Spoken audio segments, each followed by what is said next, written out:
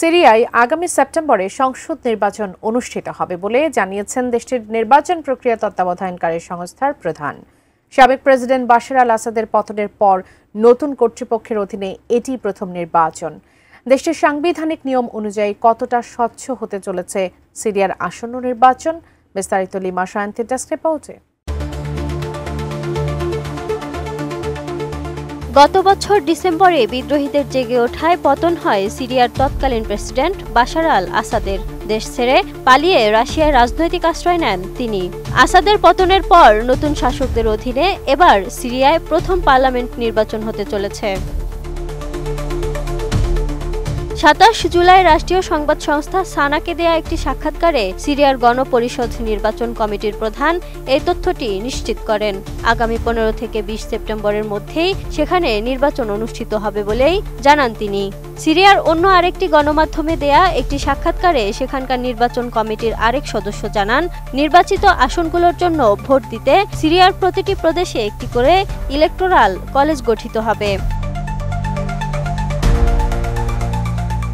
বর্তমানে সিরিয়ার পার্লামেন্টে আসন সংখ্যা ২১০টির মতো। এর মধ্যে অন্তর্বর্তী প্রেসিডেন্ট আহমেদ আল শারা ১/৩ আসন হাতে রেখে নিজ দায়িত্বেই সদস্য মনোনীত করবেন। বাকি আসনগুলো নির্বাচনের মাধ্যমেই পূরণ করা হবে। নির্বাচনকে ঘিরে চলতি বছরের মার্চে আল শারা স্বাক্ষরিত একটি অন্তর্বর্তী সংবিধানে একটি পিপলস কমিটি গঠনের কথা বলা হয়। একটি স্থায়ী সংবিধান গৃহীত হওয়া এবং একটি সাধারণ নির্বাচন অনুষ্ঠিত না হওয়া পর্যন্ত ওই কমিটি অন্তর্বর্তীকালীন পার্লামেন্ট হিসেবেই কাজ করবে, যদিও এ প্রক্রিয়াটি শেষ হতে কয়েক বছর লেগে যেতে পারে। জেনেক্সে শিফট করো, লাইফকে লিফট করো। এদিকে এমন একটি সময়ে সিরিয়ায় নির্বাচনের ঘোষণা এলো যখন দেশটির সাধারণ মানুষের মধ্যে দামেস্কের নতুন শাসকদের নিয়ে বিভক্তি ছড়িয়ে পড়ছে।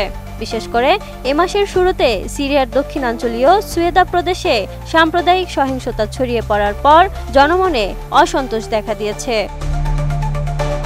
ওই সংঘাতে কয়েকশো মানুষ নিহত হয়েছেন, আর তাই সুয়েদা প্রদেশে সাম্প্রদায়িক সহিংসতার পর সিরিয়ার অভ্যুত্থান পরবর্তী প্রক্রিয়া ভেঙে পড়ার হুমকিতে পড়েছে। ২ সপ্তাহ আগে শুরু হওয়া ওই সহিংস সংঘর্ষের সূত্রপাত হয়েছিল অস্ত্রধারী বেদুইন গোষ্ঠী ও দ্রুজ ধর্মীয় সংখ্যালঘু যোদ্ধাদের মধ্যে পাল্টাপাল্টি অপহরণকে কেন্দ্র করে। এই পরিস্থিতি নিয়ন্ত্রণের কথা বলে সিরিয়ার সরকারি বাহিনী সুয়েদা প্রদেশে গিয়েছিল, কিন্তু বলা হয় বাস্তবে তারা বেদুইন গোষ্ঠীগুলোর পক্ষেই অবস্থান নিয়েছিল।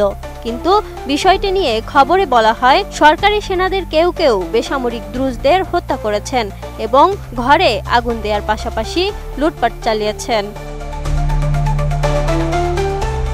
Lima Sayanti, desk report, 18 news.